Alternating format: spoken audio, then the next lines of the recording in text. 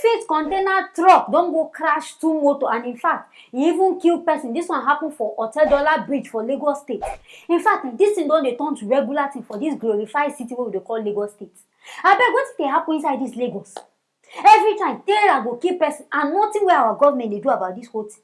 Now this container e crash. In fact, na by the grace of God wey we hear say one person die, because if not, you know, all this kind trailer crash, so many people dey die.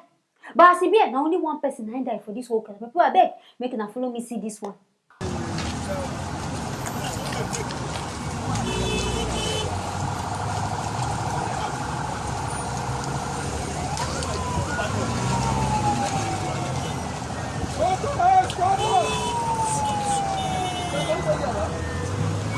But abeg, wetin dey on top of this Otedola Bridge?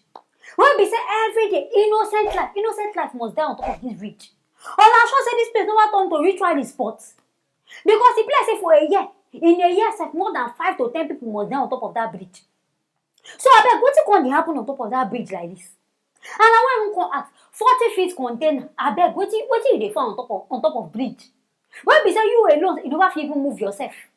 Now on top of, and you know all these trailer drivers, now so they go dey drive rubbishly with speed. Like say na dem get the road, they go dey drive anyhow. You go even dey their back, say you go dey fear to even move with them. And sure, I don't even know as the thing dey happen. Be na by mistake, or be na speed before we go see this thing don go crash person, crash people motor. Abeg, all this, I think say I don complain say make trailers dey move for. I even think say law dey inside Lagos. Say trailer na for night na make dey move. So abeg, wetin trailer dey find? E be like say government they suppose find out some forces, and no be na police force abi, wey they go dey check all this trailer. If you know say your load pass this, make you no climb bridge. If na down, make the person go climb am. Or last for night na make dey move. Because this whole death thing, e don dey too much. E don dey, especially on top of this bridge. Be na pastor they go find, may go clean this bridge, abi they go change the name of that bridge. I don't even understand. Because the death rate on top of that place, e don too much. And I go talk say na even speed, because most of all these trailers, the kind speed wey they carry, if you follow them, your heart go even cut. You go dey wonder if na the same place where you go, na there themselves they go. They go dey drive like animals, like say the person they drive it, no be follow human being they drive it. And the shocking thing, when they happen for all these trailer attacks, funny enough, the driver no go ever die. Person wey don't know anything about this whole trailer matter, na him go come die. The person wey dey drive, e go just say me na one kind small scratch, I do one kind small wound, na they go just do am. So abeg, wetin come dey happen? Government una never see anything still do about this whole thing. So now until one big person, I trust na until one big person go die before they will come reason and say, okay, this trailer thing, make them stop, and make them do something about this whole matter. Because this accident, it don't dey too much. It don't too much. In fact, trailer accident, it don't too much.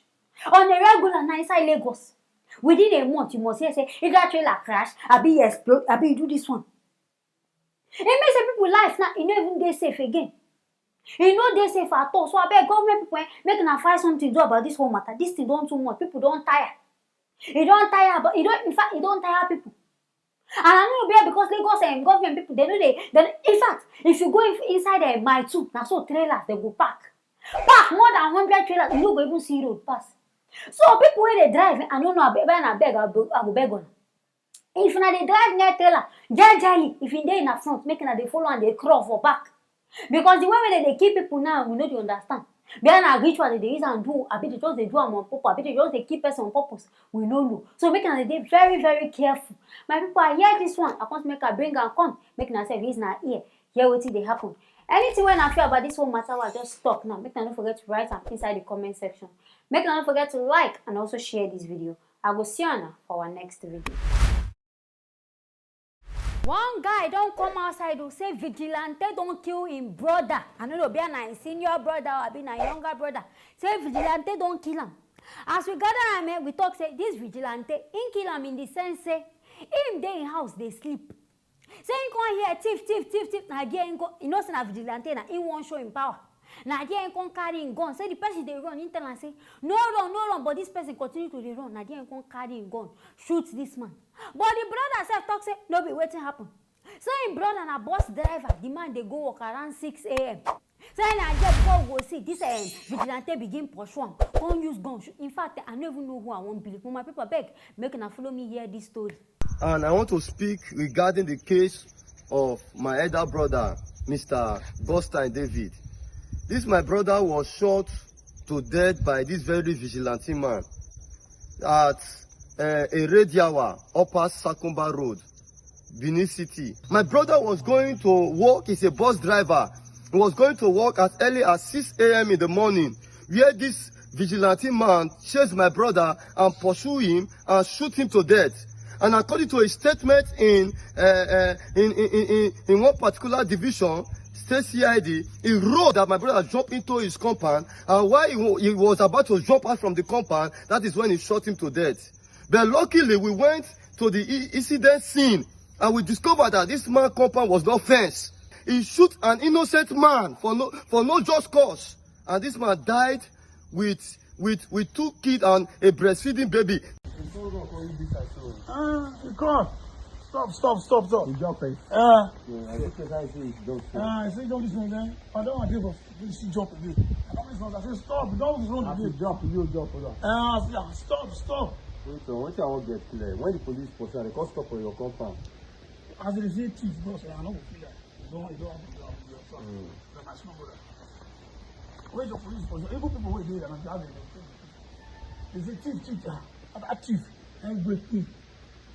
Me and you, we just and like that. Stop. No. You be like, Sabi don't matter. What thing when they say to you for you say like me, or every day we don't see. Now you go like, don't run past. Now say the don't run back the door. You see that is video. Say mama don't. I beg who go believe now. Because all of us know say all these military forces, all these people where they carry go, there's a big lie. So I don't even know who I won't believe. Say the person they run, you tell us making stop. But you be vigilante now. Say police they catch the person, the police they pursue the person. But for this whole matter, I can't reason now police now supposed to come outside. Can't talk what really happen. If true they pursue thief now then go talk am. Or if it be say this man self coincidence, in they go walk, they can't they pursue thief now. Yeah, this man can't go there that place. You know inside Nigeria now, if they don't talk thief, everybody go begin run. Everybody go begin jackpot. Maybe Nigeria concert to they run. Before they can't go think and say, himself him be thief before they can't go shoot him. All these brothers self when they come outside, they talk, maybe your brother. You fit think say na bus driver, but maybe the work when they do, he know what maybe na thief na him be. He just they do that bus driver on the look. So we never know who won't believe for this whole matter because this one carry in talking. This one self carry on talking. The thing na they suppose just do investigation for this matter. Make we know the truth. Because this man when they talk say as in they no feel lie for person to bring out that statement if he be saying they even lie. Because how you go to your house, your own, fine, even if you catch thief, carry him, go give police. Carry him, you arrest him now. Carry him, go give police. Okay, police will see this thief inside my compound. The brother herself say, he no get compound. Say the fence will even flat, you no even go close to this man's house. So I beg go, where this man fence, I be which fence this man can go climb? All these thieves self, I don't even know.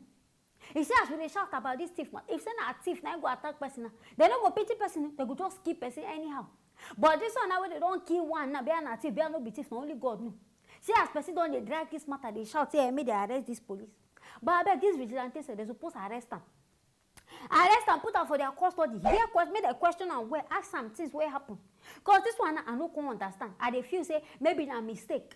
Maybe as the guy jump through if he thinks a thief, maybe as the people they shout thief. So they're supposed to do this investigation well, make them know what happen. But my people they watch this on ourselves, what I think about this matter? Because me I know now someone take settle now. I want to settle now. Be who they lie for this? What is a reason for this whole matter? What I just talk. My people I hear this one. I want to make a bring and come. Make myself in my ear. Hear what they happen. Make now don't forget to like and also share this video. I go see you on for the next video.